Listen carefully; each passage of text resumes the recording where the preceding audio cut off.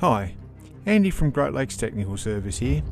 This 40mm brass coin was engraved on a 30-watt Cloudray fibre laser fitted with a 110mm lens using light burn and 3D slice. The settings used are shown in the video. The runtime was approximately 90 minutes. After the engrave was finished, I polished in a rotary tumbler for 30 minutes, then coated the coin with brass black, washed and let dry. Then buffed off with fine wire wool. This gives the coin an antique look and the details really seem to pop. Thank you for watching.